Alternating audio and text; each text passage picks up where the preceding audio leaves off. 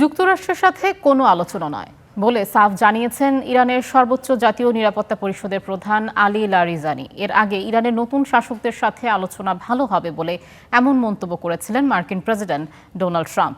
মার্কিন গণমাধ্যম ওয়াশিংটন পোস্টে দাবি করা হয় ইরান আলোচনায় বসতে চায়, তবে সেই সংবাদ প্রত্যাখ্যান করে তেহরান সাফ জানিয়ে দিয়েছে যুক্তরাষ্ট্রের সাথে কোনো আলোচনা নয়। ইরানের প্রভাবশালী নেতা আলী লারিজানি টুইট বার্তায় কথা জানান। অন্যদিকে আল জাজিরায় বিশেষ সাক্ষাৎকারে ইরানি পররাষ্ট্রমন্ত্রী আব্বাস আরাকচি বলেন, খামেনিকে হত্যার মধ্য দিয়ে পরিস্থিতিকে জটিল ও ভয়াবহ করে তুলেছে যুক্তরাষ্ট্র ও ইসরায়েল। তিনি জানিয়েছেন, সর্বোচ্চ নেতা নির্ধারণে কাজ করছে সরকার। 2-1 দিনের মধ্যেই আসতে পারে ঘোষণা।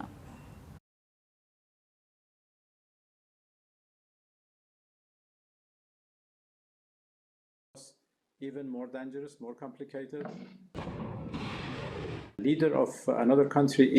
ইরানের সর্বোচ্চ নেতা আয়াতুল্লাহ আলী খামেনি কেবল ইরানের রাজনৈতিক নেতাই ছিলেন না, বরং ইরানের বাইরে এমনকি সমগ্র অঞ্চলে লাখ লাখ মুসলমানের জন্য শীর্ষ ধর্মীয় নেতা ছিলেন।